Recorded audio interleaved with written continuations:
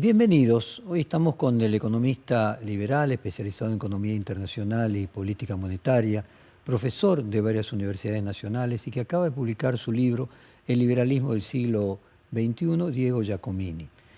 Cursó el secundario en el Colegio Nacional Buenos Aires, es licenciado en Economía por la Universidad de Buenos Aires, tiene un máster en Science and International Economics por la Universidad de Exeter en Inglaterra, es consultor económico y financiero, profesor de grado y de posgrado y conferencista.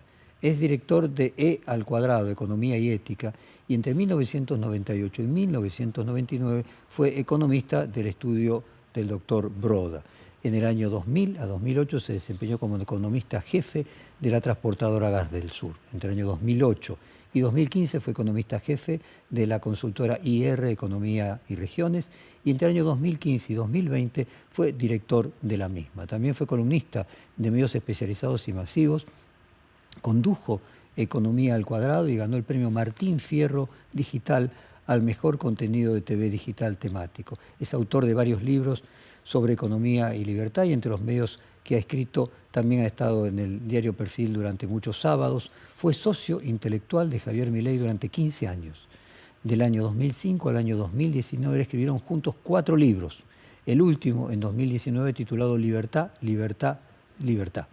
En 2020 escribió en solitario Papel Pintado, en 2021 La Revolución de la Libertad, y vamos a aprovechar sus conocimientos sobre economía y sobre el candidato a presidente Javier Milei para tratar de entender la coyuntura y la viabilidad de los proyectos de libertarios. Pero vamos a comenzar primero con tu último libro, que lleva como título Liberalismo del siglo XXI.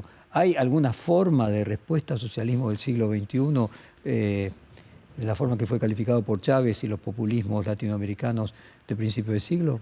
Bueno, a ver, el título Liberalismo siglo XXI responde a que el liberalismo ha tenido una muy importante evolución intelectual, especialmente en los últimos 40 años, y este liberalismo siglo XXI ha enmendado los errores del liberalismo clásico, aquel liberalismo que, si le tenemos que poner una fecha de fundación arbitraria, tal vez podemos poner a John Locke en 1682, después con los Whigs originales y las cartas de Catón entre 1720 y 1723, viene a enmendar sus errores intelectuales, después enmienda los errores del minarquismo, que obviamente demuestra el liberalismo siglo XXI mediante la epistemología conocida como praxeología, que es una metodología que utiliza la escuela austríaca para entender, explicar e intentar hacer leyes del comportamiento del ser humano, abandonando la metodología tradicional que utilizan las otras escuelas del pensamiento económico, como por ejemplo el keynesianismo, los clásicos, los nuevos clásicos, el marxismo, que utilizan la misma metodología, el empirismo observacional, que se lo quitan a las ciencias duras y lo aplican a las ciencias sociales, lo cual es un importante error porque se basa en el principio de constancia de comportamiento, y el ser humano, si hay algo que hace, es aprender, no saber qué va a aprender, y en el futuro no saber no solo qué va a aprender, sino qué va a hacer cuando aprenda lo que todavía no sabe que aprende. En consecuencia, si hay algo que no hay, es constancia del comportamiento. Ergo, el causa-efecto nunca se mantiene. Entonces, el ser humano no se puede utilizar el método del empirismo observacional, ¿no? Pero, ¿por qué digo todo esto? Porque el liberalismo siglo XXI, que ha tenido una evolución sobre todo a partir de los últimos discípulos de la corriente de von Mises, cuando von Mises antes de cruzar el Atlántico tuvo un gran discípulo, que fue von Hayek. Cuando cruza el Atlántico y se establece en Estados Unidos, tiene dos grandes discípulos. Israel Kirzner, por un lado y Murray Newton Rothbard por el otro.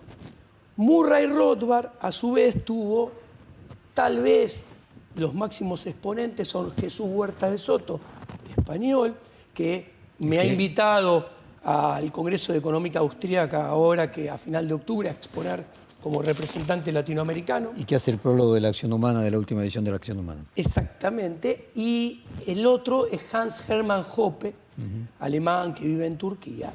Bueno, y mediante la praxeología han descubierto que, y han demostrado, que la sumatoria de Estado-nación más constitucionalismo, más democracia representativa, donde el problema no está en la palabra democracia, que yo la defiendo, sino en el problema de la representación, porque no es cierto, no hay ningún contrato de representación, porque el voto no es un contrato de representación.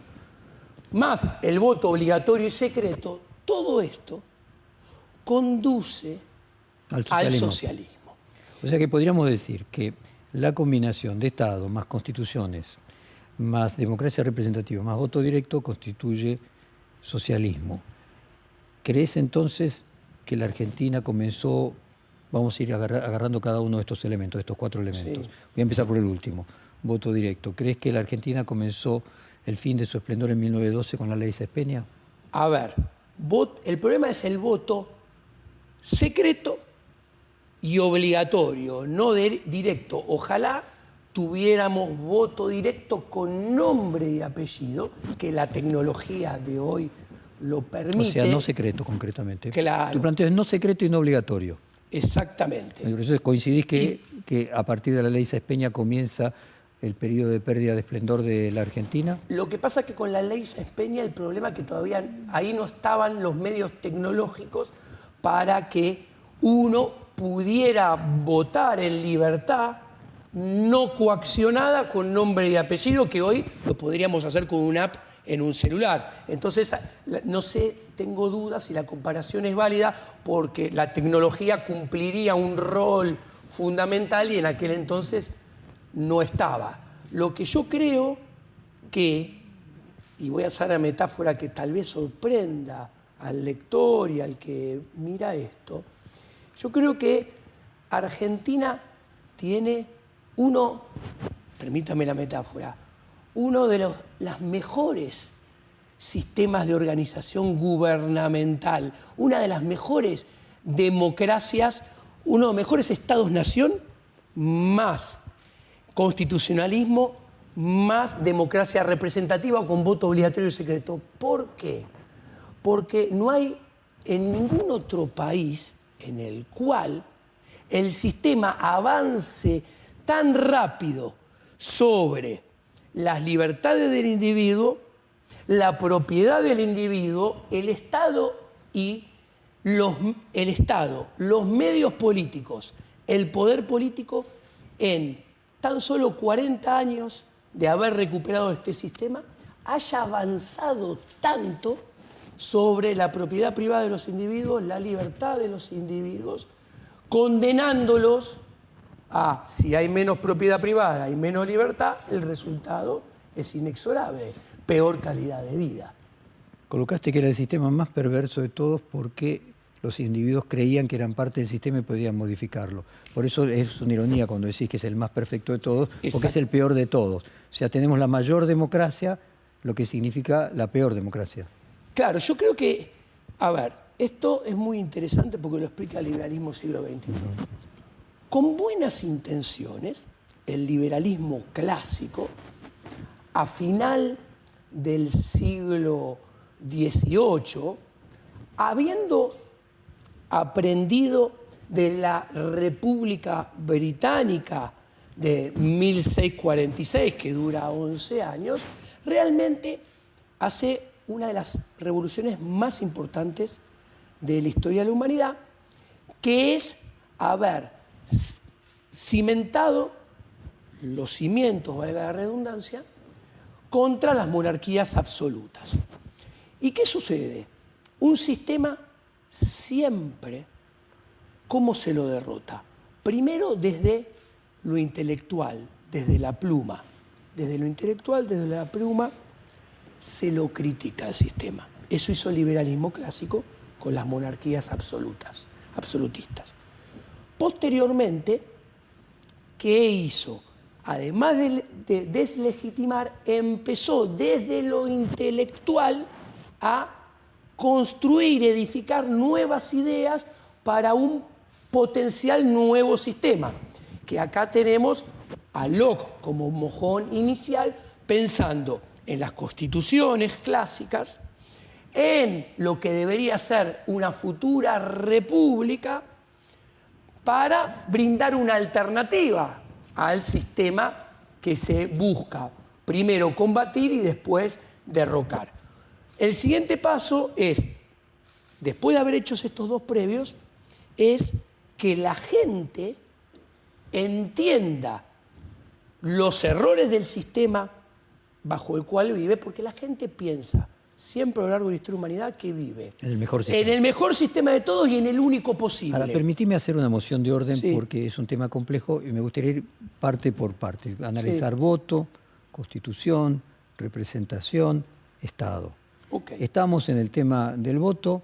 Vos marcabas la diferencia entre el voto obligatorio y voto directo a voto no obligatorio y que además sea no secreto. ¿Coincidís con el teorema de Arrow que se tiene que si un cuerpo tiene que tomar decisiones y tiene al menos 2 integrantes y al menos 3 opciones entre las que debe decidir, es imposible diseñar una regla de elección social que satisfaga simultáneamente todas las condiciones? Simplificadamente, ¿ningún voto es justo? Parcialmente, no estoy de acuerdo en su totalidad porque hay un problema mucho más profundo Por favor. que plantear. Arrow. Sí, primero, a ver, las valoraciones del ser humano son subjetivas. ¿Esto qué quiere decir? Que solamente cada uno de nosotros conocemos nuestros gustos, nuestras preferencias, nuestras necesidades, nuestras limitaciones y nuestro entorno de escasez. Ergo, solamente cada uno de nosotros podemos construir nuestra función de utilidad. Entonces, solamente cada uno de nosotros podemos saber cuáles son nuestros fines, cuáles son nuestros medios y maximizar nuestra función de utilidad, que, pongámosle un nombre sencillo, que es maximizar nuestra felicidad escogiendo, eligiendo determinados fines, determinados medios para alcanzar esos fines. Ahora, nuestras preferencias son subjetivas. Nuestras utilidades emanan de la subjetividad. Ergo, no son sumables horizontalmente. ¿Esto qué quiere decir? Que no hay una utilidad social. No hay un bienestar social. No existe ni nunca va a existir. Ahora, si por un segundo asumimos, suponemos ridículamente que existe, tenemos dos problemas, que son dos problemas de información. Primero es el político para el cual votamos, y acá estoy contestando la pregunta, ¿cómo se entera de cuál es la función de bienestar social? ¿Por qué? Porque no hay manera de trasladar la información desde la demanda a la oferta, asumiendo que los ciudadanos son la demanda y el político es la oferta. ¿Por qué? Porque para que haya información y traslado de la información, tiene que haber sistema de precios. Y el sistema de precios necesita que la demanda sea voluntaria y que haya propiedad privada con pagos espontáneos. Así surge el sistema de precios. El sistema de precios transmite toda esta información de manera muy rápida y a bajo costo, desde la demanda hacia la oferta, desde los ciudadanos hacia los políticos. Nada de esto existe en una organización de gobierno de carácter de propiedad pública, donde todo supuestamente es de todos, pero en realidad es de nadie. Ahora, si hacemos el supuesto ridículo también, que por un segundo el policymaker sabe y se entera por arte de magia de qué es el bienestar general, social, que ya expliqué por qué no existe, pero por un segundo suponemos que existe y por un segundo suponemos que lo conoce, nuestras preferencias, nuestras subjetividades son permanentemente cambiantes. Ergo pasa a tener problemas de información ya no solo estáticos, sino dinámicos, porque no puede enterarse de las modificaciones de nuestras necesidades, gustos, preferencias. Ahora, el presidente, hablando de Arrow, el gobernador, el intendente, el diputado y el senador, ellos dicen que nosotros, el pueblo, somos el que tenemos el poder y nosotros los delegamos en ellos, que son nuestros representantes. Si ellos fueran nuestros representantes, debería haber un contrato de representación. Un contrato de representación, primero y ante todo, es voluntario. Cualquier contrato firmado a punta de pistola es inválido, está viciado de nulidad. Tenemos voto obligatorio. Segundo, cualquier contrato de representación, y acá viene lo que estábamos conversando antes, se firma con nombre y apellido. Porque la firma del nombre y apellido es lo que da lugar a la existencia del contrato, que los dos se pusieron de acuerdo en celebrar dicho contrato y uno se convierte en representante y otro en representado. La firma con nombre y apellido da lugar ¿a qué? A obligaciones y a derechos, tanto del representante como el del representante. Por eso representado. Vos sostenés de que el voto tendría que ser no secreto y tendría que ser voluntario. Avancemos Sí. en los otros elementos. Vos decías que la democracia sirvió entre los siglos XVII y XIX para superar la monarquía absolutista y que en el siglo XXI quedó obsoleta. Parte de esa obsolescencia tiene que ver con uno de estos cuatro elementos que vos mencionaste, que son las constituciones. ¿Deberíamos tener sociedades sin constituciones? Bueno, brillante pregunta. Las constituciones que nacieron con las mejores de las intenciones a partir del liberalismo clásico tienen un grave problema. ¿Cuál es el primer problema? Hablan del contrato social. De vuelta al mismo problema. No hay contrato social porque nadie lo ha firmado nunca. Pero el problema es peor que con el voto. Es exponencial, se potencia. ¿Por qué? Porque pretenden que sea hereditario y que sea un contrato a eternum. Si mi padre firmó un contrato, el contrato muere con mi padre. Yo no me tengo que hacer cargo del contrato que hizo mi padre y es así en todo marco del derecho privado de las personas. Cualquier otra cosa sería injusto. Ahora, más grave el problema. ¿Qué hacen las constituciones? Cometen un error garrafal. Le dan el monopolio de la ley, el monopolio de la seguridad y de la defensa y el monopolio de la administración de justicia al Estado. Y entonces, expliquemos qué implica esto. Esto es realmente muy fuerte. ¿Por qué? Primero, hay que saber qué es la definición de monopolio. La definición del mainstream de monopolio, que casi todo el mundo conoce, es una definición errónea, es la definición neoclásica, que dice, hay monopolio cuando hay un solo oferente, un solo productor. Esta definición es una definición miope. Primero, porque no va a las causas. Parece que el monopolio cayó del cielo. Entonces, parece que no hay responsable del monopolio, surgió como arte de magia. La definición de la escuela austríaca es: hay monopolio cuando está prohibido por la fuerza entrar en libertad al mercado para poder producir o ofertar un determinado bien o servicio libremente. Las constituciones liberales prohíben por la fuerza que alguien venga a producir y ofertar leyes. Solamente el Estado lo puede hacer. O sea, es el Estado el que dice qué está bien, qué está mal, qué podés hacer, qué tenés que obedecer y qué no podés desobedecer. Punto número 1. Después le da el monopolio de la seguridad.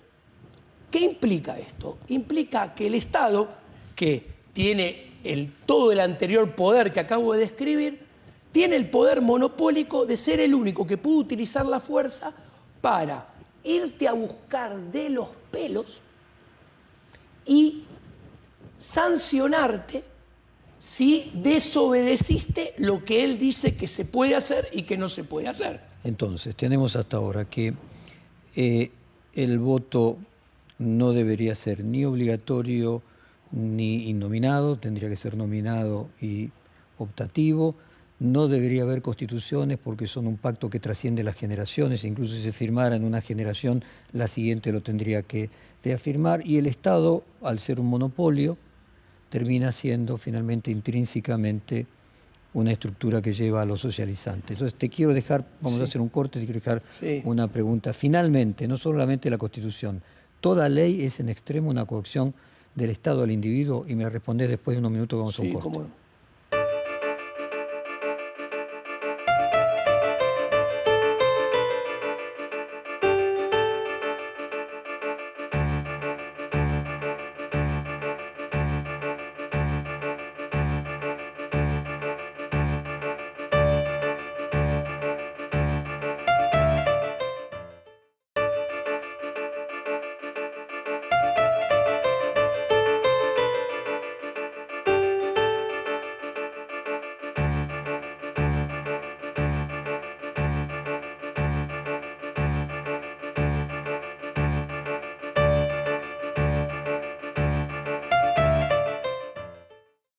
Bueno, volvemos del corte con Diego Giacomini y estábamos en la idea de que no solo el constitucionalismo, sino cualquier ley terminaba siendo un acto de coacción del Estado al individuo, y me gustaría profundizar en el mismo concepto antes de que todo Estado termina siendo una amenaza al individuo. Claro, porque el Estado, después de haberlo desobedecido y que con su fuerza de seguridad a uno lo trae de los pelos, lo sienta y lo juzga con sus propios jueces, lo cual rompe el precepto más básico de la administración de justicia justa.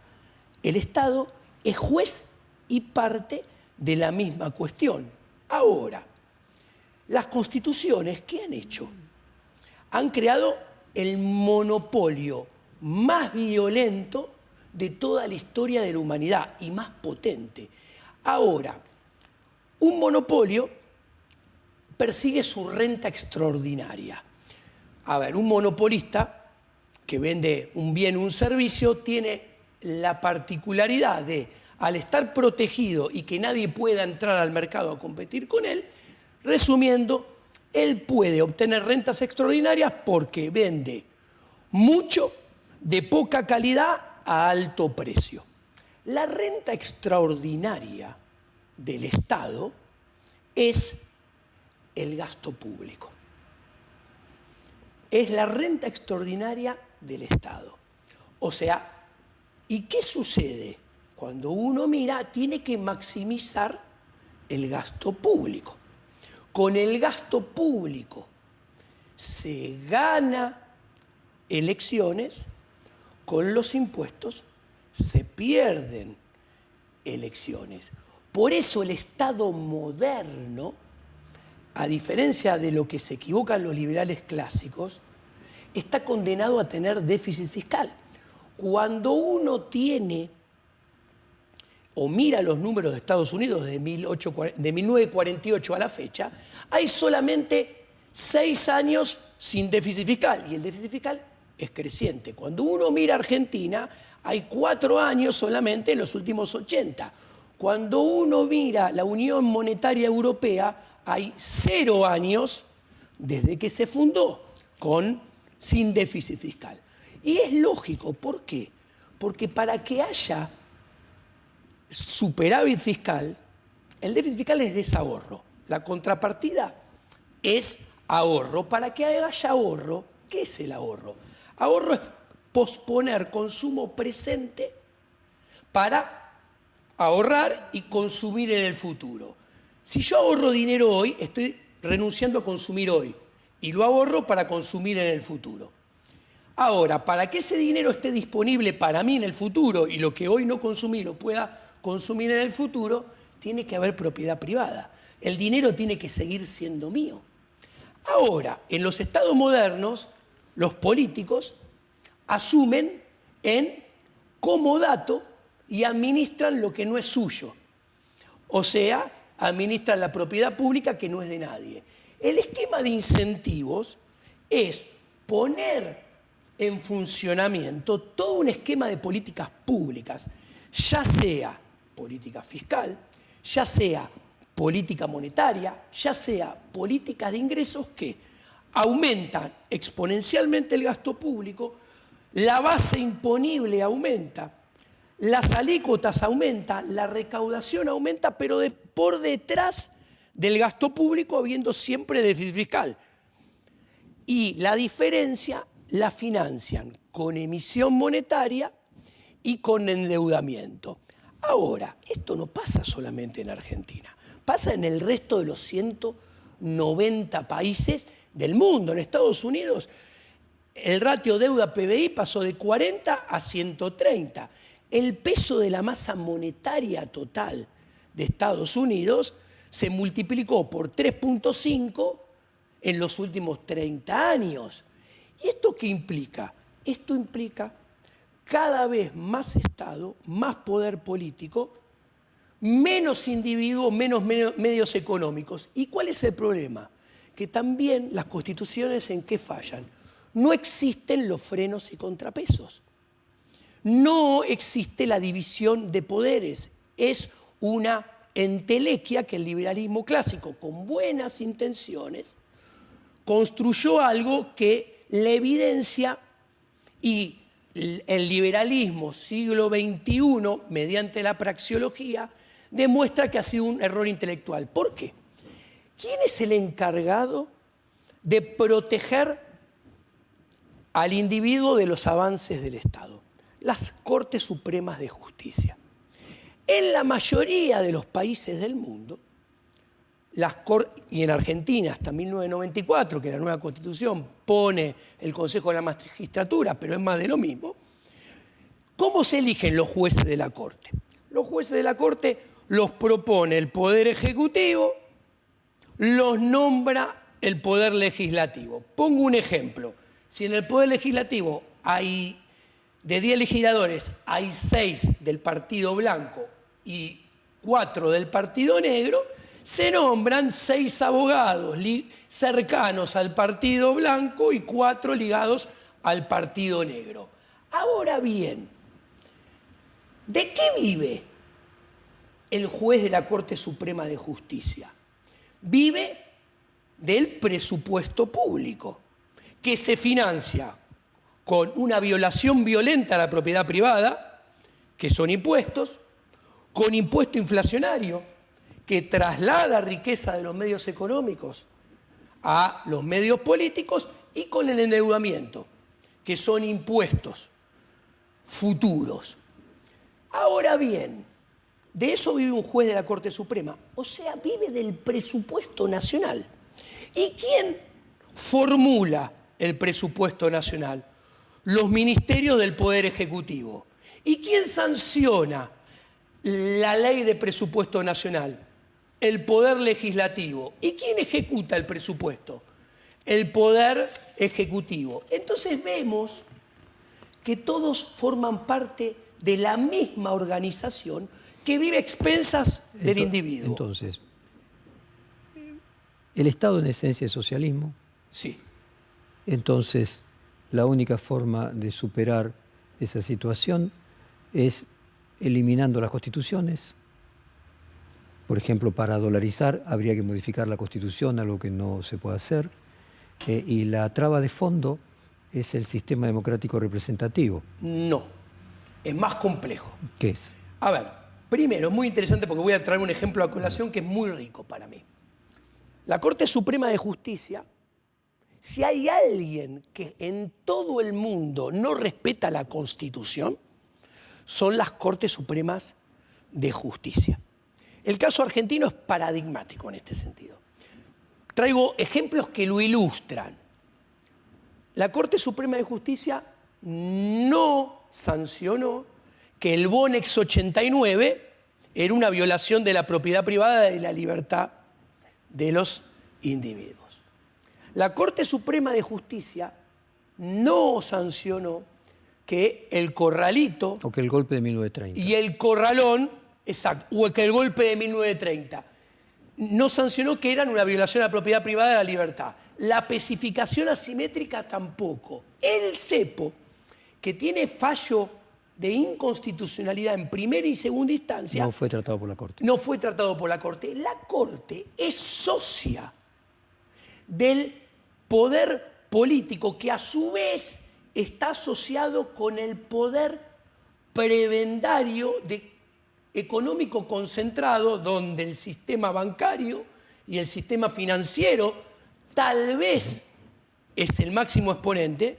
Por eso, entonces finalmente no debería haber constitución, no debería haber un sistema de división de poderes que en la práctica no se cumple y no debería haber Corte Suprema. El mundo, como explico en mi libro Liberalismo siglo XXI, la única manera que haya libertad plena del individuo y por ende sea una organización social que respete la acción humana y la cooperación libre y que va a llevar al máximo bienestar, es una organización bajo la ética de la propiedad privada, donde haya democracia directa con nombre y apellido del votante, lo cual habilita al votante, si vota en contra de una medida, a poder quedarse fuera de dicha medida para la cual no votó a favor, asumiendo las responsabilidades de sus votos, de su voto y los costos implícitos en su voto.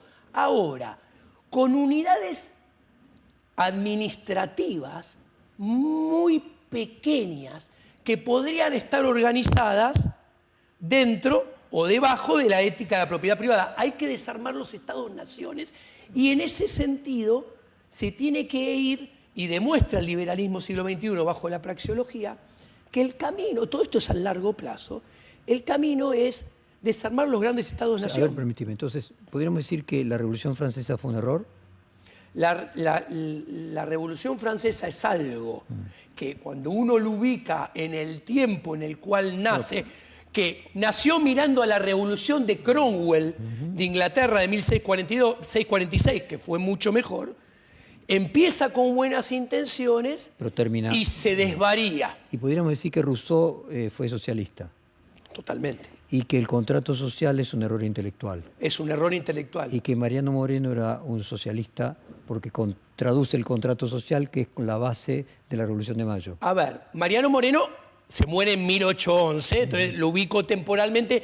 El liberalismo siglo XXI, los descubrimientos y las demostraciones praxeológicas no existían. El contrato social es un error. Para mí Mariano Moreno, si lo extrapolo hacia el presente, yo creo que tiene grandes parentescos con el liberalismo siglo XXI.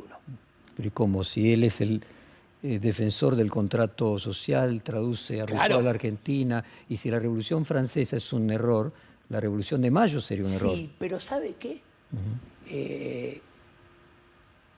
Tenía el principal rasgo del liberalismo siglo XXI, que era luchar contra el poder político y el poder económico concentrados, que los dos asociados obtienen rentabilidades extraordinarias a expensas del individuo que vive en el sector privado y pretende hacerlo en libre mercado. Y eso Mariano Moreno lo tenía.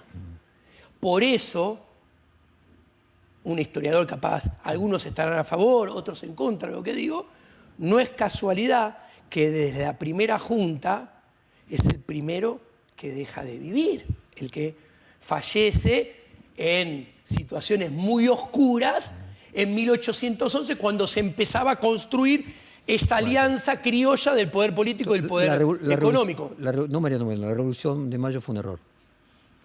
La Revolución de Mayo es cambiar un Estado por otro, un antiguo Estado real con los socios prebendarios que tenía el Estado real por un nuevo Estado criollo con nuevos socios prebendarios. Pero en esencia no cambiaba. En esencia no cambiaba. Era innecesaria, para ponerlo en términos históricos. No lo sé, pero lo más importante que es la libertad del individuo. A los fines esenciales del individuo, la Revolución de Mayo no cambió la colonia española.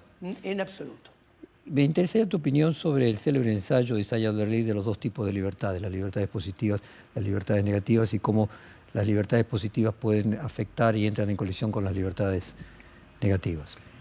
Mire, yo primero, ante todo, arriba de todo mi paraguas analítico, pongo lo ético, ¿ok?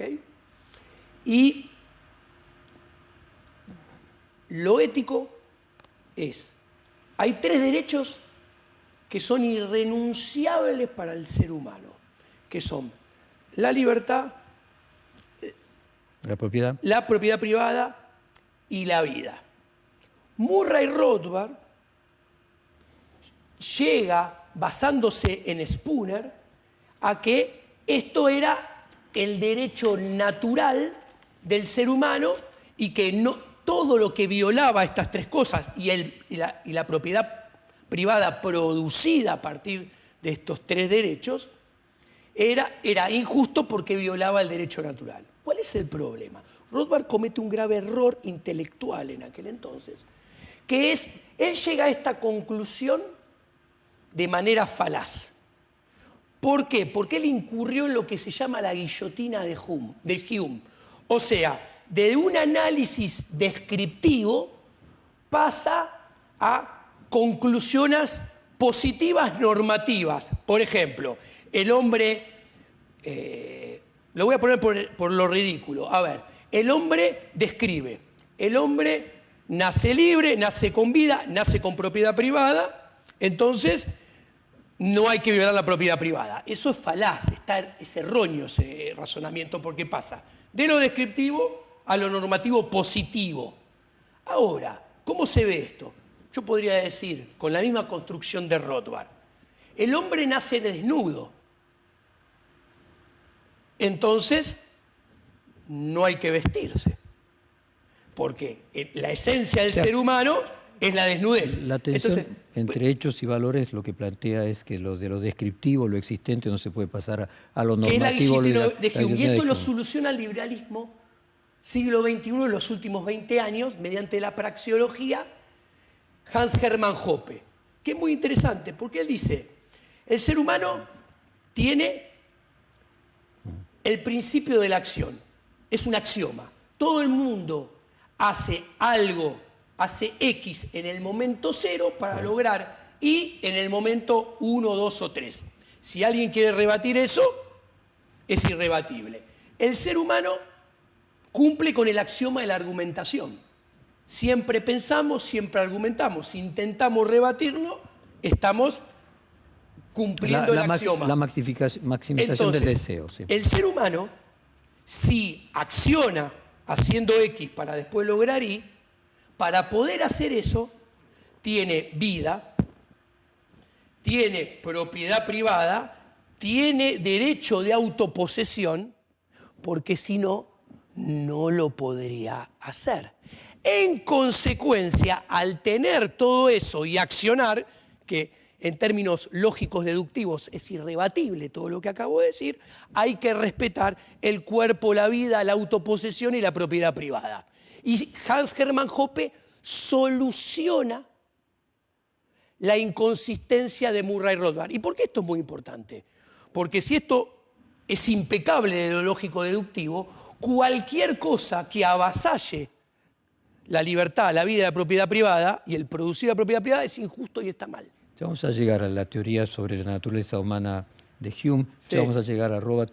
Te había preguntado por Isaiah Berlin, libertades positivas y negativas. ¿Qué opinas de aquel famoso ensayo que él hace cuando comienza su cátedra en Oxford? Mirá, te lo contesto, la libertad es algo ético. Después de lo ético, si es justo, es lo que está bien. Después pasamos al término utilitarista. Positivas y negativas, para compartirlo con la audiencia, aquellas negativas, lo que no me prohíban hacer, y las positivas que me dé posibilidad de ejercer esa libertad. Bueno, es que indirectamente lo estaba contestando. ¿Por qué? Porque ese paraguas objetivo me plantea la libertad en una sola dimensión. No en dos. Claro. ¿De qué manera? Yo, mientras que no agreda la propiedad privada, la vida, la libertad y el producido de la propiedad privada de mi prójimo, está todo bien. A ver, ¿y cómo haces, por ejemplo, si una persona no tiene recursos para educarse?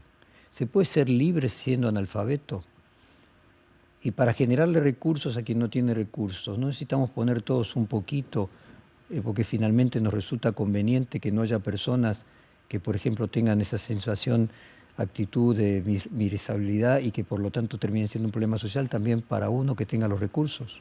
Bueno, esta pregunta también es muy interesante. Porque detrás, muy en el fondo de la pregunta, que está muy bien, ¿qué está en el fondo? Lo opuesto a lo que acabo de describir antes. ¿En qué sentido?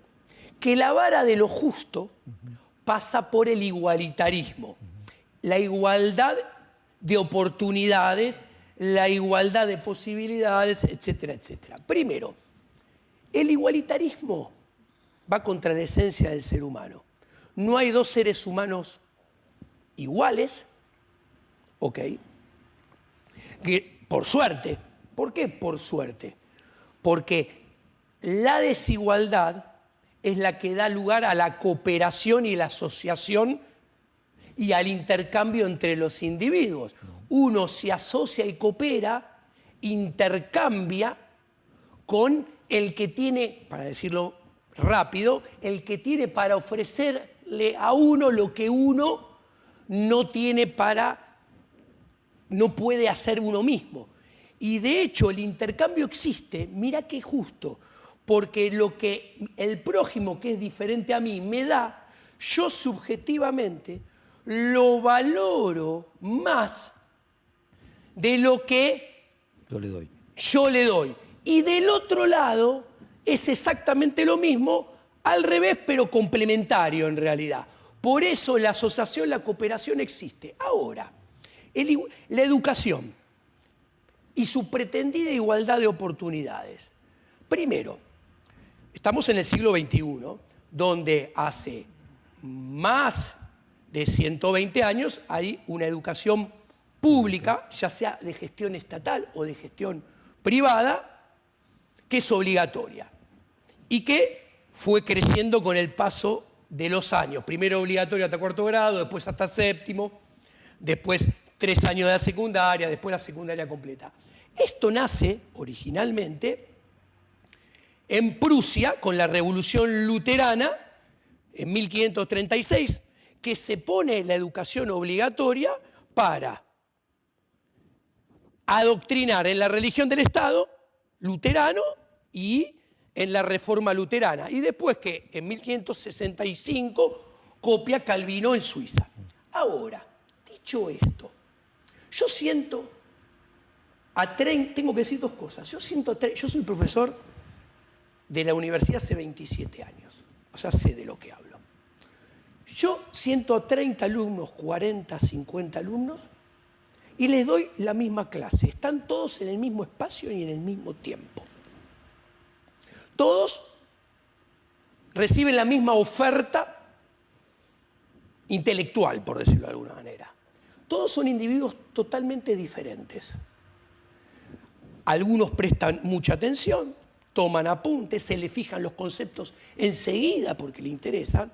Otros, dice Giacomini, lo que dice, no me interesa nada, miran por la ventana, lo cual es muy probable, porque como están en el sistema de educación pública, los obligan a estar ahí, ellos no eligieron venir a la clase de Giacomini. Otro presta un poco de atención, otro un poco más. Ahora, ¿qué quiero decir? La demanda, que es toda diferente, una misma oferta la recibe de manera completamente diferente en función a sus gustos, preferencias, necesidades.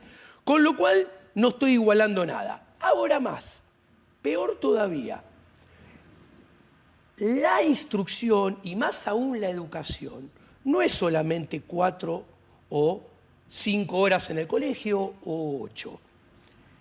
En la formación de una persona juega, por ejemplo, cito ejemplos sencillos, cuando cena con la familia, cuando cena conversa con los padres. ¿De qué conversa con los padres? Mira, va a museos, va al cine, va a la televisión, lee, no lee, está con la PlayStation todo el día. ¿Qué quiero decir? La educación pública se autoarroga la potestad de lograr algo que primero no está bien lograrlo porque va contra la esencia del ser humano, y en el campo del utilitarismo está a años luz de lograrlo porque es una quimera que todo el mundo tenga las mismas oportunidades. Ahora bien, ¿qué es en realidad? Oportunidades. Obvio, oportunidades, facilidades, gustos, preferencias, o sea... Por ejemplo, ¿estás de desacuerdo con Rawls y el velo de la ignorancia, por ejemplo? Bueno, sí, yo creo que el ser humano en la educación tendría que haber una total libre interacción entre oferta educativa y demanda de educación. Obviamente, cuando son pequeños, ese rol indefectiblemente lo van a jugar los padres, que, ¿cuál es el supuesto? Nadie va a querer y se va a preocupar por el bien de un niño que su padre. ¿Puede haber excepciones? Claro que sí, pero son en el límite, tienden a 0, son las menos. O sea, no crees en la libertad de oportunidades. Yo no creo en la igualdad de, oportunidades. En la igualdad de oportunidades es una quimera. Vuelvo con el planteo de Isaiah Berit. Sí. En la construcción de libertades positivas que permitan la igualdad de oportunidades. O sea que no hay igualdad de oportunidades. No hay. Y no hay libertades positivas. No hay posibilidad de construir... Hay un paraguas objetivo debajo del cual, respetándolo, se tiene que desarrollar toda la acción humana, que es así, es 100% subjetiva. Muy bien. Ahora, la educación es el aparato de poder. Sí, volvemos a la que guillotina de Hume. O sea, decir de que debe haber libertad de oportunidades es una descripción normativa, pero utópica. Obviamente. Ese es tu planteo. Sí, pero es peor, porque se le vende algo que es mentira, es imposible, con un provecho detrás, Muy porque bien. el que la vende quiere sacar provecho. Por lo tanto, la justicia social también.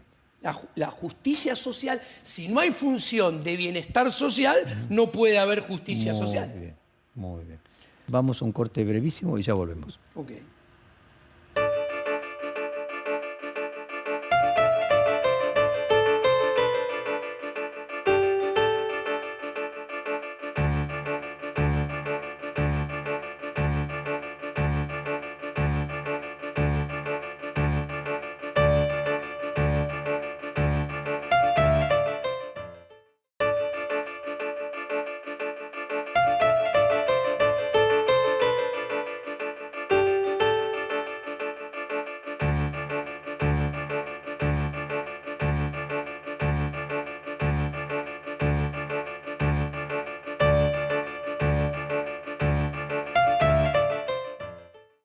Bueno, déjame entonces ir avanzando. Nos quedó claro la guillotina de Hume, nos quedó claro el velo de la ignorancia de Rawls, nos quedó claro los dos tipos de libertades de Isaiah Berlin.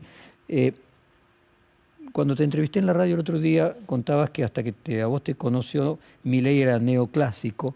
Sí. Entonces me gustaría que pudieras compartir con la audiencia la transformación de un neoclásico en un liberal del siglo XXI, un liberal radical. Podríamos decir también que Hayek inicialmente fue un socialista fabiano y que Robke y Robbins, a Robke lo mencionaste recién, ayudaron a no convertirlo. Vos cumpliste ese papel con Milei. Pero me gustaría primero que le explicaras a la audiencia la diferencia entre un neoclásico y un liberal radical.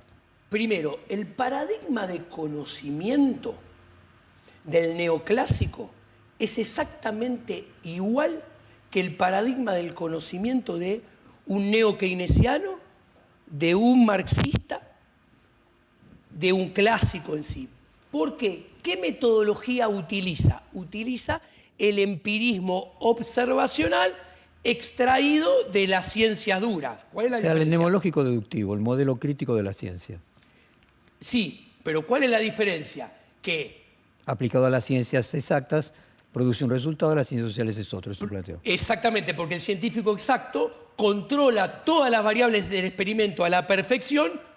Hay estabilidad en la relación de causa-efecto, entonces el resultado es inequívoco. En las ciencias sociales no pasa absolutamente nada de esto. Entonces, esta metodología del conocimiento es inválida, lleva a malas reglas del comportamiento humano. Es un problema epistémico. Epistemológico, claro, epistémico. Y a partir de las malas reglas, ¿qué se hacen? Con este basamento intelectual epistémico se construyen las políticas públicas y llevan a malos resultados.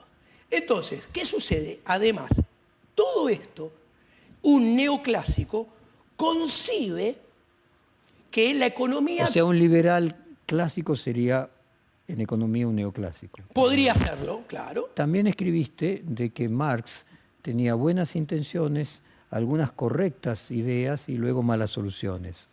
Pésimo andamiaje intelectual que lo lleva a malas soluciones, lo cual es consistente con lo que Pero marcaban lo mismo también de los neoclásicos. Buenas intenciones, lo mismo que Rousseau, claro. Buenas intenciones, finalmente malas soluciones. Claro, porque Jorge, ¿cuál es uno de los grandes problemas?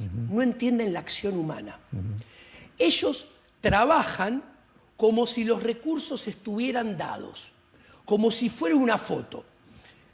El marxismo, para ponerlo en términos sencillos, concibe que se produjo una pizza y el asunto es, bueno, vayamos a repartir esta pizza de manera igualitaria porque la vara de lo justo pasa por la igualdad. Del otro lado, el neoclásico, mira qué interesante, concibe también los recursos dados. ¿Por qué?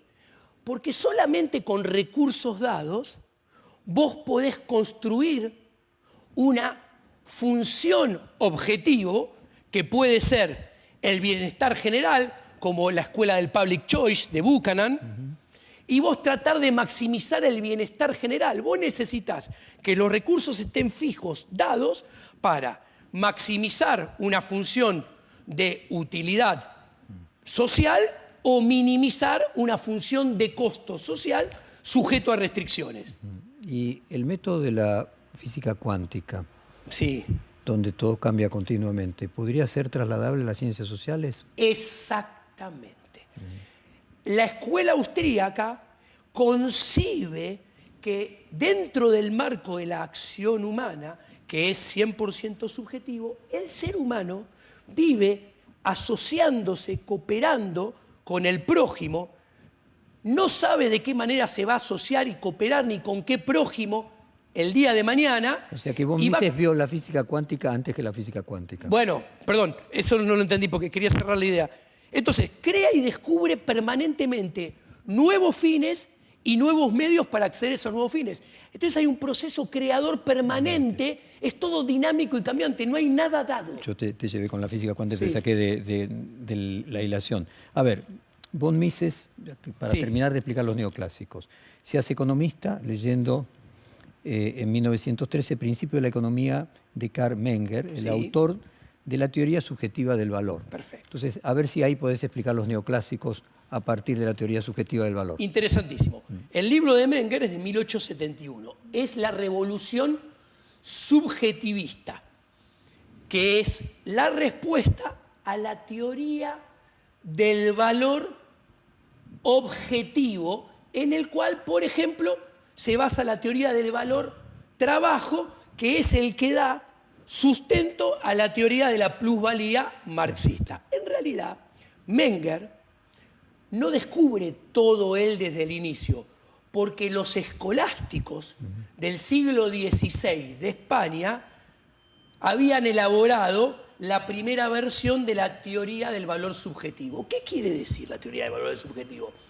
Un determinado bien no tiene valor dado sus características o capacidades físicas, sino que su valor emana de la evaluación subjetiva que un ser humano hace de ese bien para que ese bien satisfaga en un determinado momento, bajo una determinada situación de escasez y de restricciones, una necesidad intelectual o física de él. Y obviamente, como es subjetivo, siempre va a tener rendimientos marginales decrecientes. O sea, por ejemplo, este vaso de agua. La segunda, el tercer vaso, el quinto vaso de agua en el desierto. Claro, pero este vaso de agua, para alguien que cree en la teoría del valor objetivo y en la teoría del valor del trabajo, va a valer siempre lo mismo, y su valor depende del vidrio con el que esté hecho, cuánto trabajó el hombre que lo hizo, el agua que está dentro, cómo fue extraída, de dónde viene, el transporte que tiene, listo. Ahora, por ejemplo, si yo hago 2 botellas de whisky, una que la añejo 30 años y otra que la añejo 5, una con la mejor etiqueta, contrato a un diseñador que diseña la etiqueta, otro diseña la botella, el corcho, hago marketing. La de 5, una botella común, etiqueta. Uno que cree en la teoría del valor objetivo dice, el whisky caro vale $200. El otro vale 30. Bueno, vendámoslos en Arabia Saudita. Por una cuestión religiosa son todos abstemios. El whisky tiene valor 0 para ellos. No importa, no vale nada ese whisky en Arabia Saudita. Depende de las variaciones subjetivas de los individuos. Bueno, ¿y cómo explicás el Milley que era neoclásico y que, cumpliendo el papel que vos cumpliste como Ropke con Hayek, se transforma en el liberal radical? Bueno, Javier, en diferentes entrevistas, ha contado que yo le presento la escuela austríaca y él empieza a leerlo a partir de mis sugerencias, etcétera, etcétera. Con el paso del tiempo, a mí, sobre todo, obviamente La acción humana de 1942 es un fabuloso libro. Von Hayek es un gran discípulo, no es el que más me gusta a mí. A mí me gusta lo producido, redondeando los últimos 40 años, eso es lo que más me cautiva intelectualmente. Javier, con el paso del tiempo me he dado cuenta que gran parte de lo que ha leído no lo ha entendido, sobre todo porque él mira y vive hablando de Murray Rothbard. Cuando Murray Rothbard, todo su andamiaje es ético. Y Javier, todas las explicaciones que da son utilitaristas. O sea, están en la vereda de enfrente de Rothbard. E inclusive, cuando habla sobre todo de política monetaria,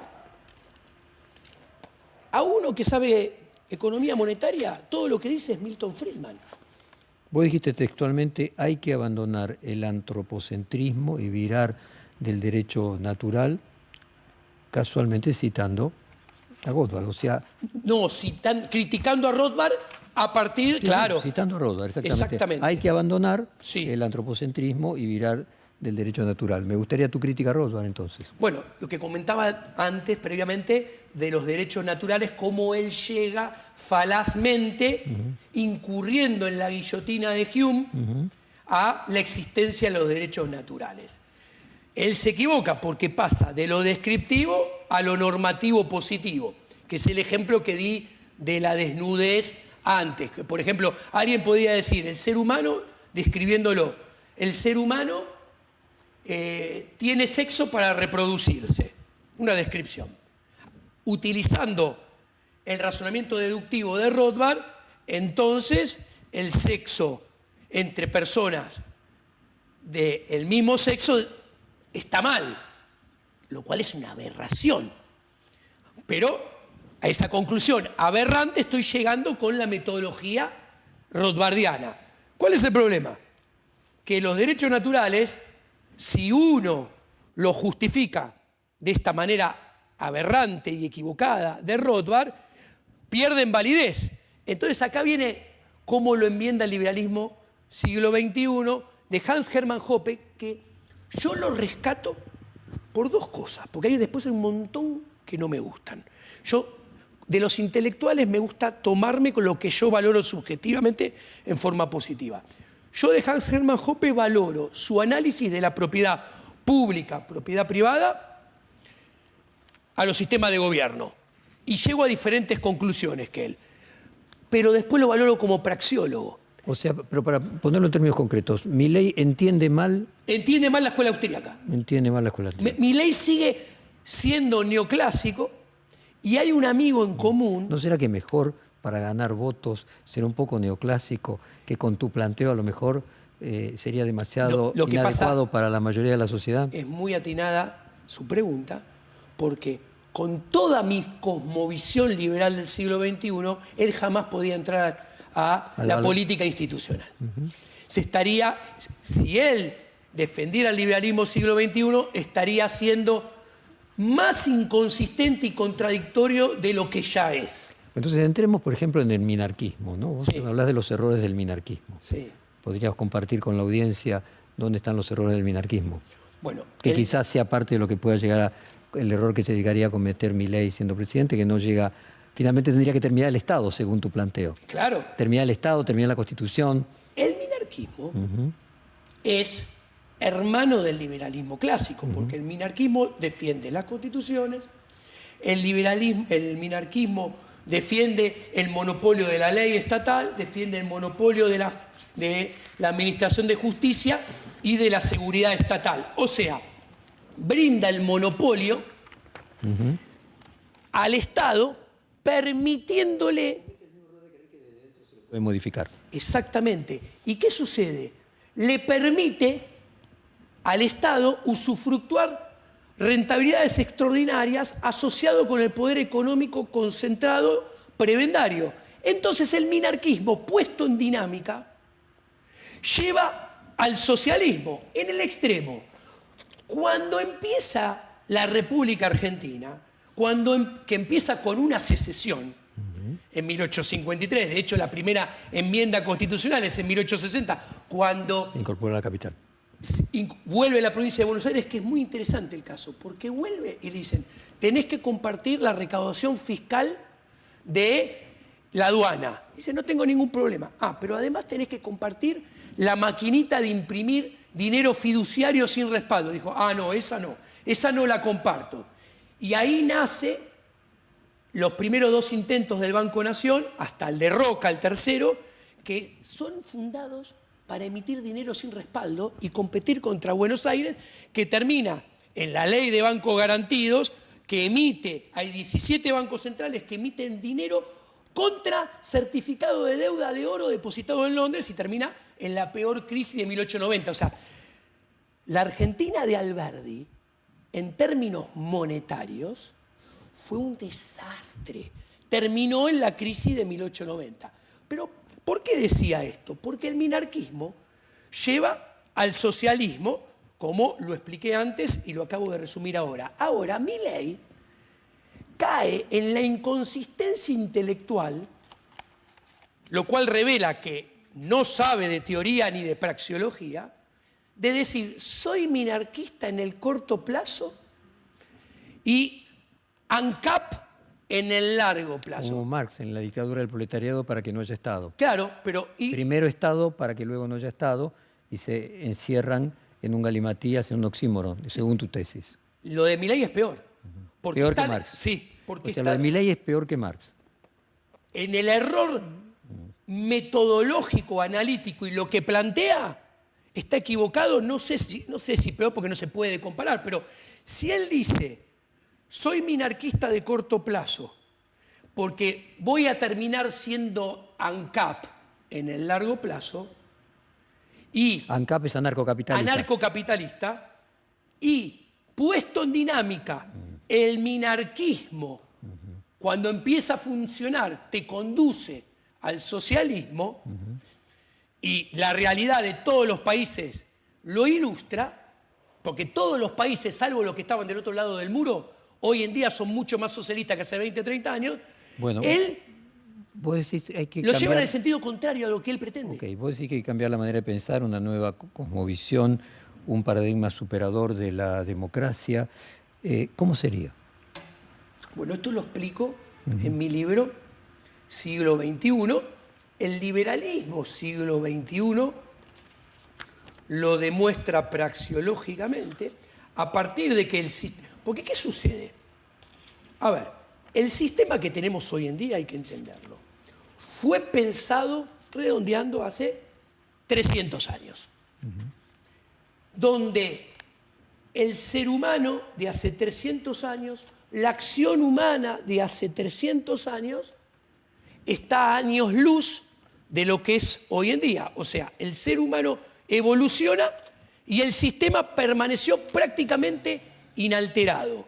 Ergo, el gap entre las soluciones que da el sistema y las necesidades del ser humano solamente pueden agigantarse lustro tras lustro, década tras década, y el ser humano vivir cada vez con menos propiedad privada, menos libertad y en consecuencia vivir con una calidad de vida, y acá viene el tema, muy inferior a la que podría disfrutar si no hubiera Estado-nación, hubiera pequeñas organizaciones pequeñas organizadas bajo la ética de la propiedad privada, donde hubiera democracia directa con nombre y apellido, en el cual el que vota en contra de algo no es cooptado por eso por el cual votó en contra, por la dictadura de la mayoría, y puede permanecer afuera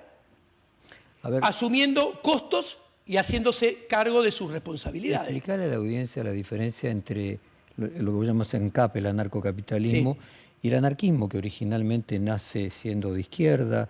No sé si podés comparar algo de Proudhon como el padre del anarquismo, y poder tratar de hacer una breve clase de las diferencias entre el anarquismo de origen, que se lo asocia a la izquierda, y el anarcocapitalismo que vos definís. Bueno, primero, hago una salvedad. A mí hace años yo decía que era ANCAP también. No tiene mucha importancia, pero lo digo. Dejé de autodenominarme así porque la segunda parte de la palabra, el CAP, que hace referencia al capitalismo... Para diferenciarse del anarquismo clásico de izquierda, claro, por ejemplo el de Proudhon. Claro, la palabra ANCAP, para diferenciarse del anarquismo de izquierda, le pone CAP por capitalismo, que defendía el capitalismo y a la propiedad privada. Yo no me auto llamo más así. ¿Por qué? Porque el capitalismo de hoy en día, desde mi subjetividad, es indefendible, porque es un capitalismo donde las fortunas más grandes se hacen en forma prebendaria, asociándose el poder económico concentrado con el poder político. Y los dos obtienen rentabilidades extraordinarias a expensas de la libertad y de la propiedad privada, en forma creciente de los privados que pretenden vivir en libre mercado y en libertad. O sea, vos también discutís el capitalismo. Discuto, yo defiendo el capitalismo que está lejos del actual, donde... Bueno, al actual. El actual lo critico. Muy bien. O sea, el actual lo critico. Una especie de Bakunin, así como Bakunin discutía con la aplicación del marxismo en el anarquismo de izquierda, vos lo discutís en el anarcocapitalismo. Pero esto no es un invento mío, porque haga un comentario. O sea, Jacomín es el Bakunin. Antes de Proudhon, no.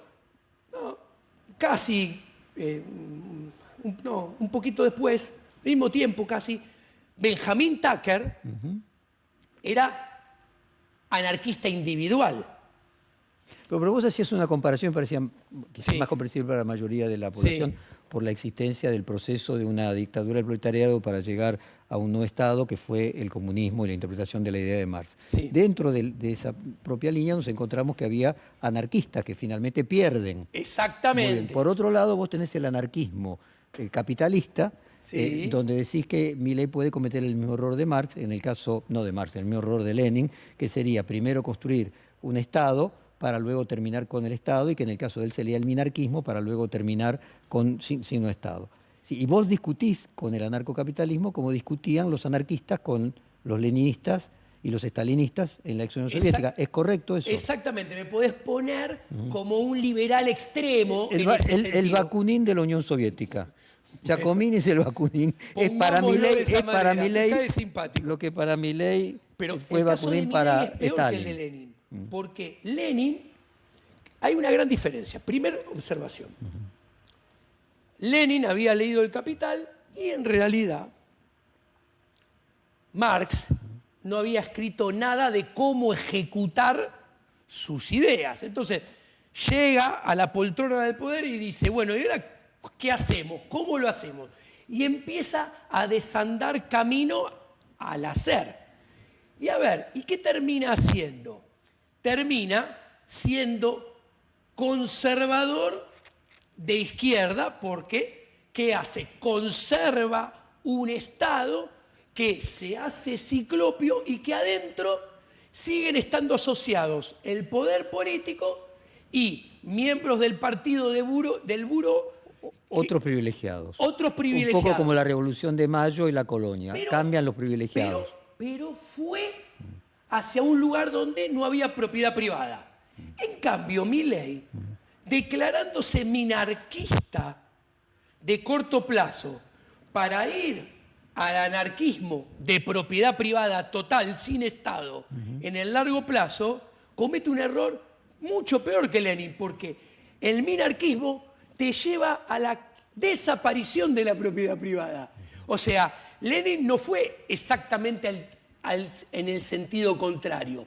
El minarquismo te conduce en el largo plazo al socialismo. Entonces vos no podés querer ser minarquista para ir a la anarquía del libre mercado o al ANCAP. Te estás tomando el colectivo para el sentido contrario. ¿Hay algún ejemplo de la aplicación de estas teorías en un Estado y que hayan podido terminar con el Estado? Bueno, muy interesante también la pregunta. Lo primero que tengo que decir es... Hay casos de pequeñas comunidades que lo han Sí. aplicado. Lo primero que tengo que Y decir... algunas no han terminado muy bien. No, es verdad. Lo primero que tengo que decir es, como epistemológicamente, como metodología del conocimiento, si algo es posible o imposible, si está bien o está mal, que algo exista o no exista en ningún lado, en algún lado, no lo convierte en que sea posible o imposible, o que esté bien o que está mal. El ejemplo de la El esclavitud que dice Javier, lo decía yo toda la vida. Bueno, el asunto, ¿cuál es? Si yo le tengo que comunicar a la gente, el Estado tiene 10.000 años y el ser humano tiene 200.000. ¿Qué quiere decir esto? Que el ser humano, el 95% de su existencia, vivió sin Estado. O sea, se puede vivir sin Estado. ¿Cuándo aparece el Estado? Cuando se descubre la agricultura. El hombre descubre la agricultura, se hace sedentario. ¿Por qué? Porque aparece el primer botín para robar. Para que haya Estado, tiene que haber que robar, porque si no, no hay Estado. Tiene que haber excedente. Entonces, Franz Oppenheimer, que no era liberal con su libro El Estado de 1908, lo explica fabulosamente cómo surge el Estado. El Estado surge con el primer nómade que invade al agricultor, lo conquista, le roba el stock, que fue la primera riqueza acumulada, que fue la bolsa de grano, y después lo esclaviza para apoderarse del flujo de la generación de riqueza de los granos a eternum. ¿Ok? Bueno, así aparece el Estado, ese es el Estado. ¿Qué sucede? Todo Estado es un robo. Todo Estado es un robo, pero no solo. Nace con un robo. Pero para subsistir, el Estado necesita asociarse con el poder económico concentrado y entre los dos formar una sinergia para apuntalarse unos a otros, para obtener más rentabilidad extraordinaria y extraer más al sector privado en forma sistemática, recurrente y creciente. Lord Acton decía, la historia de la humanidad puede ser resumida como los medios económicos intentando resistir el avance violento, sistemático, recurrente y creciente de los medios políticos. El poder social tratando de resistir el avance del poder político. No te me vayas de casos en los que se ha aplicado en pequeña escala y no han funcionado. No, primero, ya que dije. no quiere decir que no puedan por eso haber El otro que hombre funcione. vivió en anarquía de libre mercado durante 95% de su existencia. Punto número uno. Eso ya ilustra que es posible. Segundo, lo demuestro praxeológicamente a partir del principio de la acción, el principio de la argumentación, el principio de autoposesión que arriba de manera no falaz a la cosmovisión liberal del derecho a la vida, a la propiedad privada y a la libertad. No termina ahí. ¿Qué puedo agregar? Que no hay un ejemplo hoy en día, porque se me fue la idea. Hay algunos casos en algunas pequeñas comarcas en Estados Unidos que han probado Sí. y que no les ha funcionado. Claro, lo que pasa es que hay que pensar que hay un poder cada vez más grande, político y económico, cuyo negocio es aumentar la base imponible, porque la rentabilidad extraordinaria necesita lo que llaman economía de escala. Para vos poder obtener cada vez más rentabilidad extraordinaria necesitas ampliar la base imponible, economía de escala. Por eso todos los mega multimillonarios del mundo que hicieron su riqueza de la mano de contratos con el Estado o vendiendo la información al Estado, apoyan lo que yo llamo... El sistema, la matriz. El sistema no, y apoyan, por ejemplo, el impuesto universal por persona, apoyaron desmedidamente lo que yo llamo la cuarentena delictiva, que fue la primera vez en la historia de la humanidad que al ser humano se le impidió trabajar en libertad, asociarse, cooperar, despedir sus muertos, ver a sus familiares, festejar sus cumpleaños, festejar el cumpleaños de los hijos. Nunca en la historia de la humanidad se llegó a nada igual. Y el poder económico concentrado... ¿Crees que hay una relación entre el efecto de estrés postraumático que generó ese encierro con el éxito de Milei electoral? Como hipótesis de trabajo me parece interesante y podría llegar a haber algún nexo que habría que, utilizando la praxeología, demostrarlo. ¿Por quién vas a votar? Yo no voto. No votas. No voto. Yo no voto. ¿Te psicoanalizás? Durante muchos años lo hice. ¿Viste que von Hace años Mises- que no, ¿eh? Que von Mises decía que la psicología él la llamaba timología, que era todo mentira, Yo no concuerdo con todo lo que dice von con Mises. eso, von Mises no concuerdo, y con varias cosas tampoco.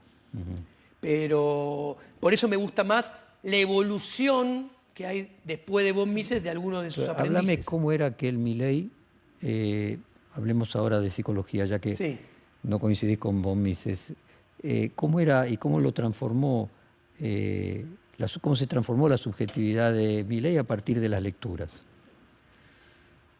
Mira, tenemos un amigo en común que me ha dicho, me he dado cuenta que Milei era un neoclásico que cuando te conoció, vos, su barco, vos le pusiste una corriente que las aguas fueron trayendo su barco hacia las ideas de la libertad, hacia el paradigma austríaco, dejando de atrás el conservadurismo de derecha y el neoclasicismo. Cuando vos lo dejás solo y te retirás, vos le sacás el ancla.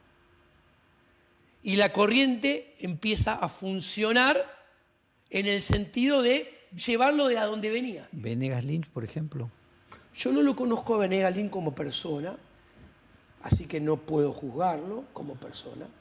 Lo que sí puedo decir, a mí, su modo de comunicar desde lo intelectual, su impronta definida en su amplitud mayor. El etos de una persona, ¿te estás refiriendo? Sí.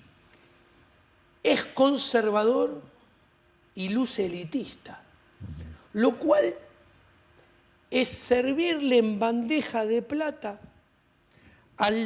el triunfo a los conservadores de izquierda, porque vos necesitas mostrarle una cosmovisión del liberalismo al gran público, que el gran público es popular en el buen sentido de la palabra. Es antielitista. Exactamente. Que Javier no lo es. Javier no es elitista y no es gorila. Porque en Argentina, siempre o casi siempre, todos los que se han travestido de liberales se han travestido porque en realidad todos eran conservadores y bastante elitistas varios. Y todos gorilas. Todos gorilas. Javier no es elitista y no es gorila. Eso le permite acceder a la gente popular.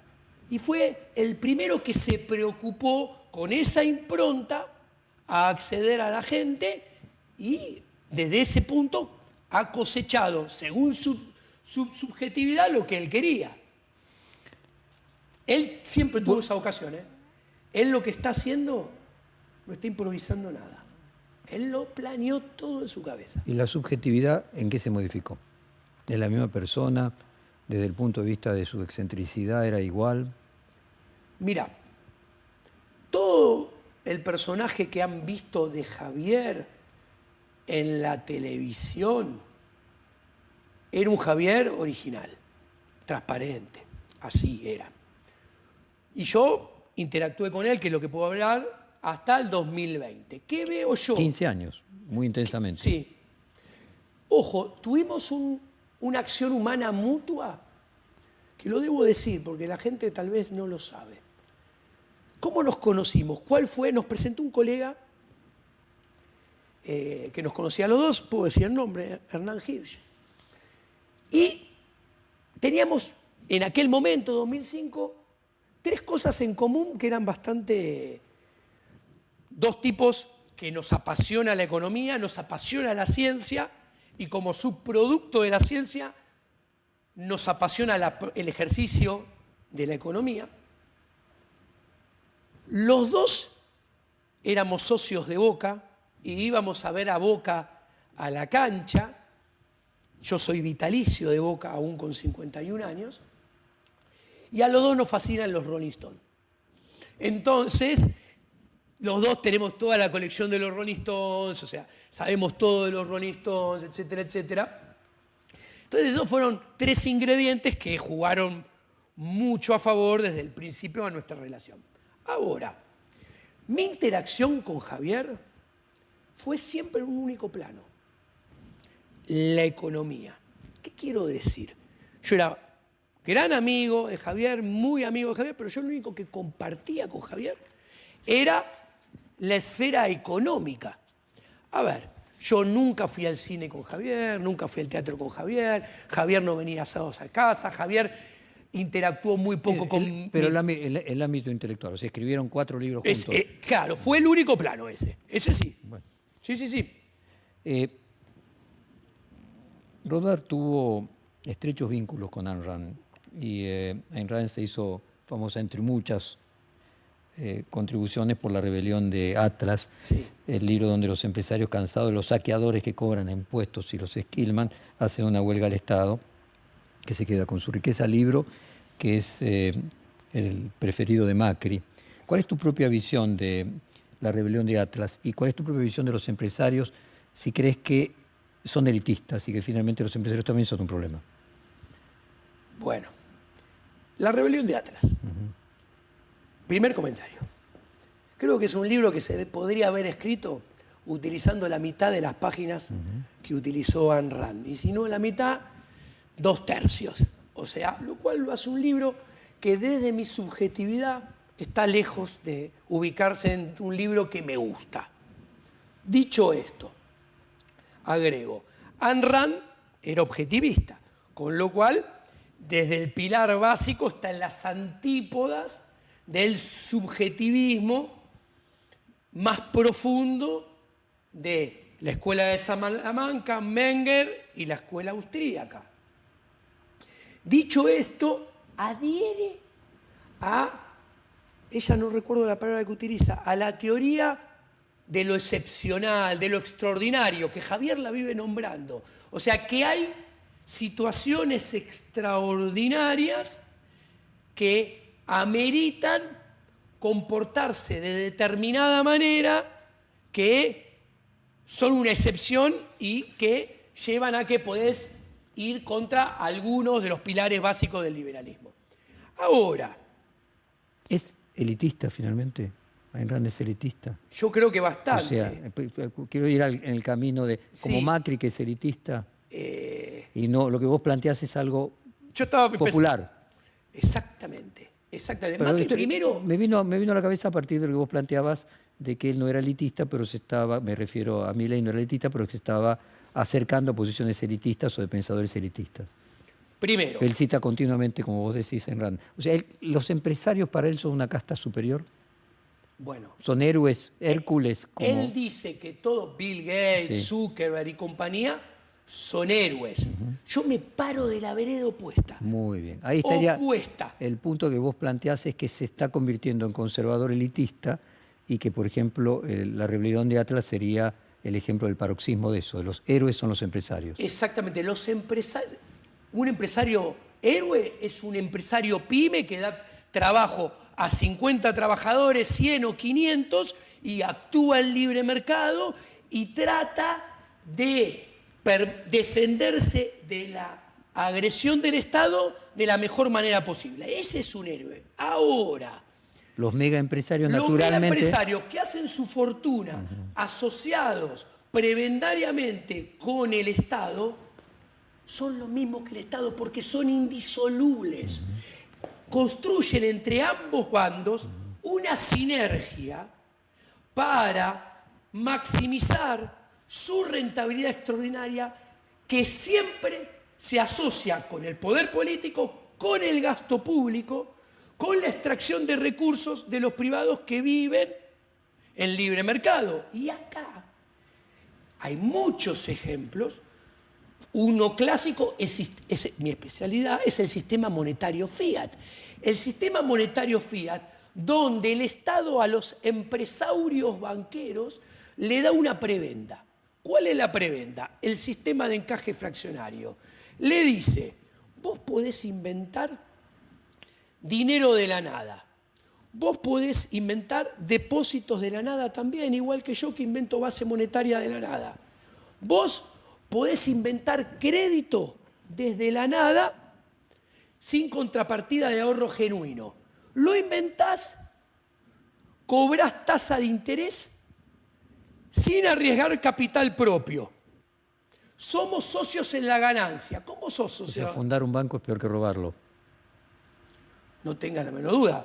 A ver, fundar un banco bajo el sistema monetario fiat actual, con las reglas actuales, donde el dinero es proveído y ofertado monopolísticamente en forma violenta para el Estado, es convertirte en cómplice, porque es un sistema monetario para cobrar Seguiríamos ahora, inflación. pero estamos llegando al final del reporte. Te voy a dejar planteada, vamos a hacer un nuevo corte comercial para hacer el remate en el que quiero Sí. pedirte cómo te imaginas que sería un gobierno de Javier Milei presidente. Vamos a un corte brevísimo y ya volvemos. Ok.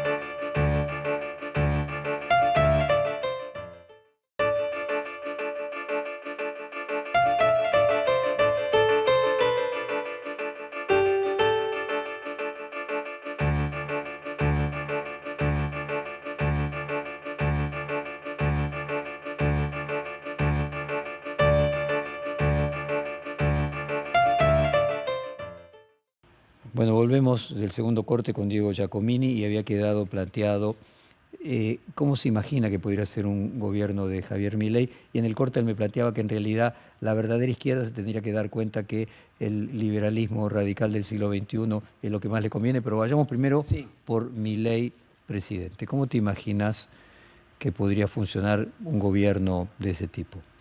Yo creo que el próximo gobierno enfrenta algo que todos los argentinos no enfrentamos hace un poco más de 20 años. Hay chances de que el próximo gobierno no termine en tiempo y en forma su mandato, pero no por su propia impericia, que su propia impericia va a contribuir positivamente, y estoy hablando de cualquiera de los tres y paso a Milei después. ¿Por qué? Porque Cristina Fernández de Kirchner llegó el 10 de diciembre de 2015 hipotecando el futuro. Puso un cepo todo el segundo mandato y se gastó 45.000 millones de dólares. Perdió 45.000 millones de dólares de reservas, 3 veces lo que perdió Alberto Fernández. Macri llegó al 10 de diciembre del 2019 firmando otra hipoteca. Firmó un empréstito por 57.100 millones del FMI para llegar al 10 de diciembre del 2019. Que finalmente fueron 40 y pico. O sea, cada uno se comió 40 y pico mil millones. Hay una Exactamente. diferencia, Cristina en 8 años, Macri en 4. Exacto. Ahora, este gobierno pateó la deuda de 67.000 millones con los bonistas Ley Nueva York, que el 80% hay que pagarlo entre el 2025 y el 2032. Pateó los 47.000 millones de dólares para el FMI, que hay que pagar al FMI, que el 100% hay que pagarlo en esos mismos años. Se patinó 16.000, 15.000 millones de dólares de reservas para llegar al 10 de diciembre con la lengua afuera. Bueno, son 3 hipotecas, una arriba del otro. Las hipotecas llega un momento que hay que pagarlas.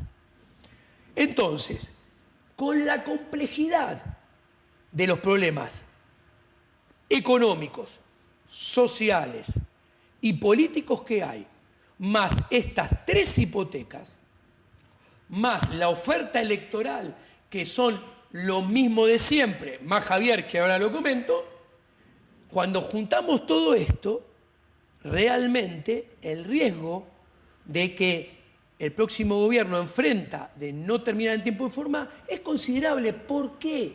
Porque yo creo que bajo cualquier gobierno va a haber escalada de violencia. Porque la situación, desde todo plano, económico, social y político, y si a esto le agregamos que el mundo, la situación mundial, es la peor de los últimos 40 años, ¿qué quiero decir? Todo el mundo tiene la inflación más elevada de los últimos 40 años. Todo el mundo tiene el costo de capital más elevado de los últimos 40 años. Todo el mundo tiene perspectiva para los próximos 3 años de las menores tasas de crecimiento de los últimos 30, 40 años. En consecuencia, no va a haber un mundo amigable para financiar reformas estructurales de fondo. Y acá Javier se equivoca, porque Javier lo habrán escuchado, y muchos políticos también, aunque un poco más suaves, tienen el argumento falaz de cuanto peor, mejor. O sea, cuanto peor esté lo económico-social, cuanto peor esté lo político, cuanto peor esté La doctrina del shock. Claro, tocamos fondo, entonces puedo hacer todo el shock. Y eso es mentira. La teoría demuestra y la realidad ilustra que cuanto mejor es el ambiente económico, político, social e internacional, las reformas estructurales pueden Son ser un amortiguador. más profundas y, lo que importa, permanentes. Las reformas, si no son permanentes, son revertidas y te llevan a un punto Peor que el anterior. peor que a donde fueron aplicadas. Y el caso del menemismo es paradigmático en este sentido. Lo ilustra cabalmente. Y Menem, yo nunca dejo de decir que Menem terminó falleció, muriendo, siendo un senador K, siendo un senador que votaba todo en línea con lo que quería el gobierno K. ¿Por qué digo esto? Porque Menem, todos piensan, y esto es muy interesante pensando en Javier y el futuro, ¿qué hizo Menem? Menem asume en el 89, se había caído el muro de Berlín, que vi el muro acá, fragmento. ¿Y qué pasa? En ese momento parecía que quedaba un solo foco de poder en el planiferio, que era el consenso de Washington. El pacto de Varsovia había caído. Entonces, Menem, ¿a dónde tenía que ir? ¿A dónde podía y tenía para ir? A un solo lugar, al consenso de Washington. Y todo el mundo, en 1989, estaba con el consenso de Washington. Entonces, ¿qué hizo Menem? Hizo lo que hizo todo el mundo, se subió a la ola de moda. De hecho, se subió al Plan Brady, que ya estaba, primero para México, después para Brasil. Después se sube a las privatizaciones, que ya existían y ya estaban implementadas para algunos países de Latinoamérica. Ahora, ¿cuál es el problema? Que Javier Milei promete, hablando del menemismo, hablando positivamente de Carlos Saúl Menem, que para mí es el padre del kirchnerismo,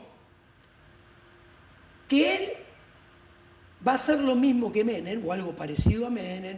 Es más, está con Roque Fernández, está con Carlos Rodríguez. La dolarización, hay que recordar que después de la crisis del sudeste asiático en 97, Rusia 98, Menem la presenta como dolarización, sin juicio de valor mío al respecto.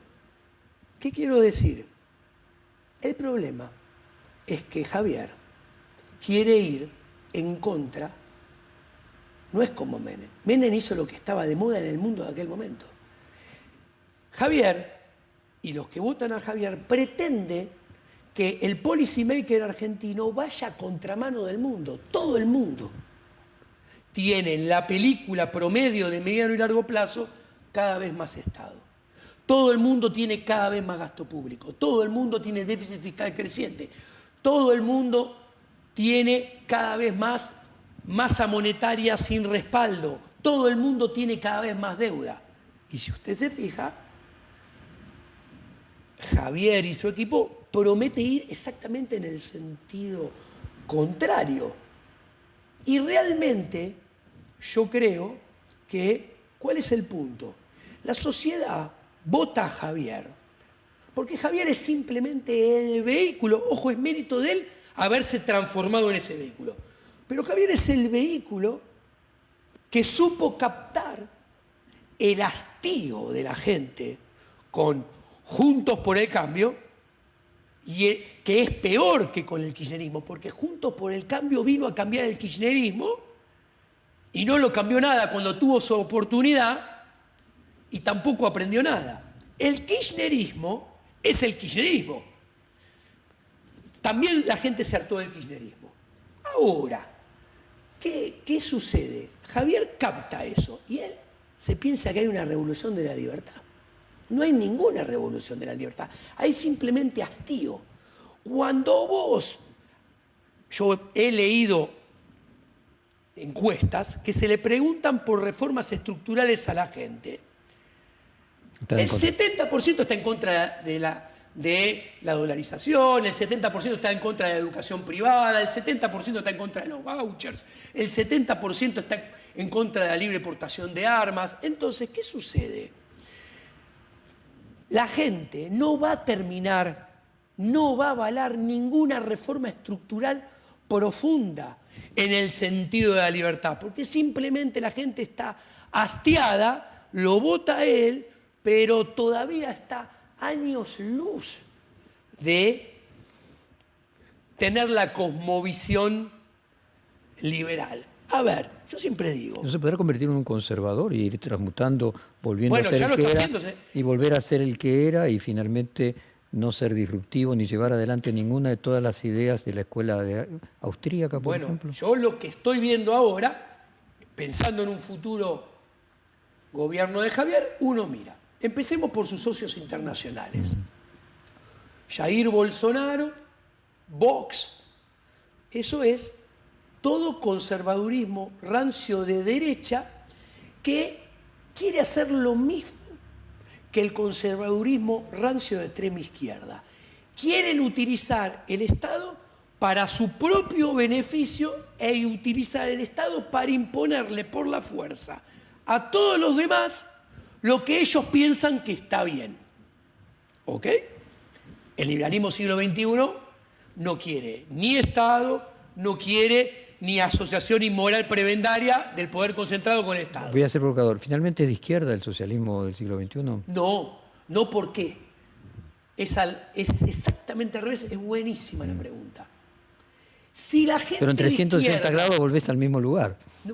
No, porque Si la gente de izquierda... y acá lo redondeo, si la gente de izquierda entendiera y dejara de lado sus grandes errores, que son no comprender que la propiedad privada no es una construcción social, sino que es la esencia del ser humano, dejara de equivocarse y pensar que el mercado no es una construcción del poder económico, sino que el libre mercado es la cooperación y la asociación libre de los individuos. Si entendiera Que la verdadera comunidad es el mercado. Cosas, la izquierda entendería... Por eso digo, la izquierda sería liberal. Liberal radical. Sería liberal radical. Muy Exactamente. Es más, porque la anarquía, y usted lo citó, estaba la anarquía de Proudhon y la anarquía del libre mercado, de propiedad privada. La anarquía de Proudhon, ¿por qué fracasa y se transforma en el conservadurismo de izquierda estatista? Porque no tiene mecanismo de organización. Al no haber mercado y no haber propiedad privada, necesita el garrote para organizar. Accordatio termini. Vamos a definir. Sí. Conservadurismo, izquierda como oposición al conservadurismo. En ese sentido, la izquierda, vos la estás definiendo por la existencia o no de propiedad privada. Si uno define a la izquierda como lo contrario al conservadurismo y lo contrario al elitismo, la izquierda sería una metonimia del liberalismo del siglo XXI. Bueno, utilizando sus palabras, la izquierda versus el elitismo conservador son dos caras de la misma moneda que se retroalimentan. La izquierda conservadora. La izquierda conservadora. Mientras que el anarquismo no sería la izquierda conservadora. Pero ahí voy. ¿Cuál es el problema del anarquismo? Y esto es interesante. Que es miope intelectualmente el anarquismo de izquierda. Y está equivocado intelectualmente. ¿Por qué? Porque quiere eliminar el Estado. Pero vos para eliminar el Estado necesitas mecanismos de ordenamiento social que no sean violentos. Y como no cree equivocadamente, porque no entiende lo que es la propiedad privada ni el mercado, se queda sin mecanismo de organización social y tiene que recurrir al garrote del Estado conservador. En cambio, la única manera de eliminar al Estado es con propiedad privada y libre mercado sin asociación prebendaria con el poder concentrado económico. Saliendo de tu libro, estuve leyendo el último informe del semanario económico de tu consultora Economía y Ética, Economía al Cuadrado. Sí. Entonces, deja mirar a casos concretos de la economía. Si Milei va en contra de la tendencia mundial, que es más Estado, más déficit fiscal, más gasto público, más emisión sin respaldo, y Juntos por el Cambio parecería, en un mecanismo podríamos ser más moderado pensar, o por lo menos Patricia Burri tener algunos puntos en común. Finalmente, el más empático con la época termina siendo paradójicamente Massa. Estoy tratando de ver si no hay una inconsistencia en tu razonamiento, por eso hago el teorema del absurdo. Finalmente, ¿vos crees que el que sigue más la tendencia mundial es más el Menem de la tercera década, no es Milei, aunque se deje las patillas, sino Massa? Su razonamiento creo que es correcto. Y los que pretenden ser Milei, cuando acceden al poder, como Donald Trump, son conservadores que no hacen... O Bolsonaro. O Bolsonaro, no achican el Estado, no van al libre mercado y después le vuelven a servir el triunfo a la izquierda. Está Lula, está Biden. Entonces, realmente, pensando en un gobierno, así como están dadas las cosas, y teniendo en cuenta toda la formación política e institucional detrás de él, yo no soy nada auspicioso con un futuro gobierno de Javier, en términos de resultados mantenibles en el largo plazo. O sea, la revolución de la libertad que quiere vender no va a existir. Seguiría horas, Diego, pero parece que por lo menos hicimos un buen ejercicio intelectual, contrafáctica. Muchas gracias y ya habrá oportunidad de seguir continuando con temas teóricos. Muchas gracias por la invitación. Es un placer para mí poder hablar con alguien en un ámbito tan cómodo de estos temas que son mucho más importantes para todos que la coyuntura del datito de lo que está arriba del tapete del día a día. Muchas gracias. Un placer.